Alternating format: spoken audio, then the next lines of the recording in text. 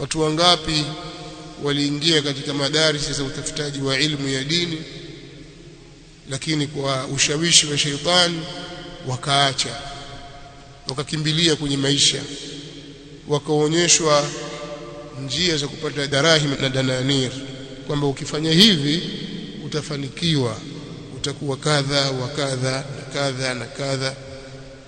Huko kusoma utasoma mpaka lini? Alafu ukishasoma utapata nini? Wewe utakuwa ustadhi tu, utakuwa maalim. Na katika dunia hii watu duni kabisa ni wale waliosoma dini, hawana vipato, hawana maisha yao magumu, wana hiki na hiki, hawana mbele, hawana nyuma. Anakuletea sura za watu waliofeli mathalan katika jambo la dini, hawakupata izza na dini, kwa sababu kihakika hasa ukiwa katika ilmu kikweli kabisa na wewe ukawa ni mtu wa ilmu, unaishi kwenye rifaa, sio kwenye dhilla, kwenye izza unaishi, izzatul nafsi, ambayo tukisema izzatul nafsi si mali. Wewe una heshima na rifaa, una ufalme kwa sababu ya ilmu.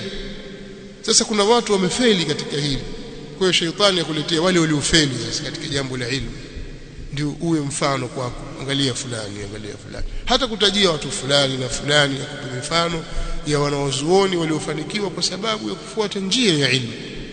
Yeye atakupigia mifano ya waliofeli. Na kule katika jambo la dunia hakuonyeshi wale waliofeli ambao ni wengi kabisa, wametafuta maisha wakafeli, waliyeparamia maisha wakafeli. Atakuonyesha wale waliofanikiwa katika jambo la kilimwengu na mali walizonazo. Fulani alikwenda kwenye migodi ya madini kapata hiki na hiki, lakini hakuonyeshi wale waliokwenda wakafeli, wakaharibikiwa na maisha, ambao ni kundi kubwa kabisa, walioingia katika mambo ya biashara mbalimbali. Atakuonyesha wale wachache waliofanikiwa katika mambo ya maisha, hakuonyeshi wale wengi waliofeli katika maisha, ambao wanaishi kwenye maisha duni. Sasa shaitani yeye huwa analizaini jambo, akalipamba jambo baya mpaka ulione zuri, na lile zuri mpaka ulione baya. waajlib alaihim bikhaylika wa rajlika washarikuhum fil amwali wal aulad wa'idhum. Shetani ahidi isipokuwa jambo la hadaa tu, ndio kawaida yake. Kwa hiyo nataka kusema kuwa ukishaingia kwenye jambo hili la dini na usomaji wa dini, basi ujue uko katika mapambano na sheitani. Na sheitani sio kaona kwamba lazima jiibilisi lenyewe lije ulione kwenye ndoto au sio kwa macho ulikwambie kadha wa kadha. Sheitani anaweza kukujia akaonekana ni mtu mstaarabu, mtu mwenye maneno mazuri, mwenye hikima na busara, lakini ni mtumishi wa shetani anayetaka kukutoa katika njia ya sawa. Yoyote anayekupa ushawishi, anayekushawishi kuacha jambo zuri akakupeleka kwenye jambo baya, huyo ni katika ndugu zake shetani na marafiki zake.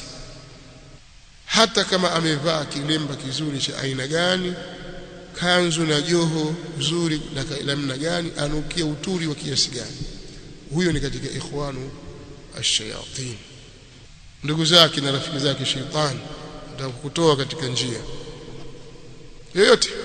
Huyo anamtumikia shetani, anajua au hajui. Yoyote anakuhimiza kwenye jambo baya, yoyote anayekushawishi kutoa kwenye jambo la khairi. Wewe utasoma dini mpaka lini? Kwa nini usiende huko ukatafuta maisha? Je, wewe ukisoma dini si utahitaji kuja kuoa? Wewe utapata wapi pesa?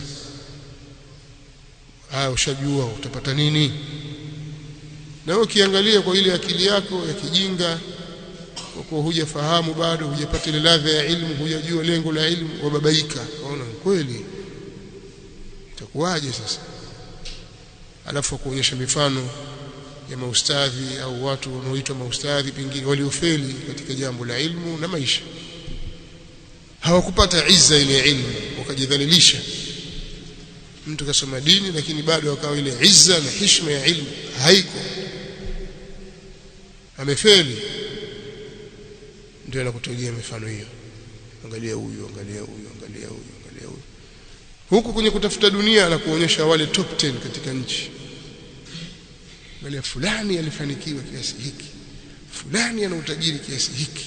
Akuonyesha wale juu kabisa katika 10 bora kabisa, ndio anakuonyesha. Hakuonyeshi wale watu waliofeli hata kwenye familia yako. Akuonyeshi babako aliyefeli katika maisha, miaka yote, miaka 60 atafuta maisha hakupata.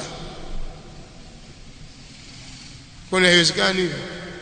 Watu wangapi baba zao ni mafakiri, wajomba zao ni mafakiri, hawana maisha hivi. Katika familia ngapi ni familia za kimaskini? Kwenye familia yenu nyinyi mko watu wangapi? Baba yako na ndugu zake, ami zake na wajomba zake, mashangazi zake na mahalati wake, mama yako na wajomba zake na maami zake, hivyo wale watu kaka zako wewe na familia zao.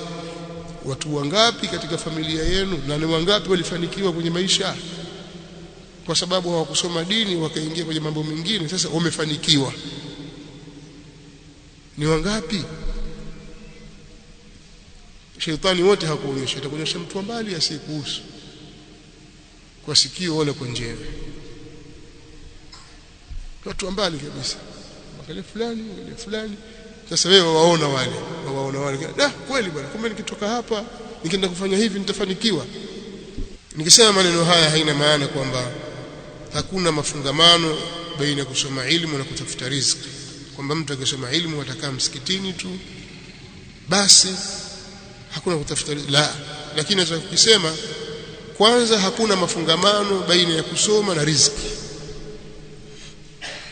Dunia nzima inajua hivyo, kwamba hakuna mafungamano yoyote baina ya kuwa huyu ni msomi na huyu kuwa tajiri. Ni vitu vina mafungamano yoyote. Ndio maana utaona masomi wengi, wewe ufuatilie maprofesa wakubwa, wengine maprofesa katika mambo ya uchumi, wanaajiriwa na watu ambao hawakusoma, ili waandikie mikataba yao, watengenezee strategic plan zao, watengenezee kadha, ndio apewe. Sasa hii mzee tukupe ngapi? Nitanifikiria mzee. Huyu mzee anaambiwa mzee darasa la 7 au form 4 tu, au hakusoma kabisa. Nifikirie tu bwana. Profesa tukupe ngapi bwana?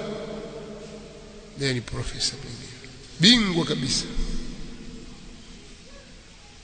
Kwa hiyo hakuna mafungamano, tutazungumza, hakuna mafungamano baina ya kipato au baina ya riziki ya mtu na kusoma. Ni vitu viwili tofauti. Mtu kuwa na ilmu na maarifa katika mambo yake ya kidunia na akhira ni jambo lisilo na budi.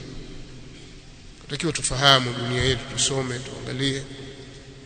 Lakini kumjua Mola wako, kumjua mtume wako na kuijua dini yako na namna ya kuyatekeleza yale yaliyo lazima juu yako ni jambo la wajibu na ni faradhu ain juu yako.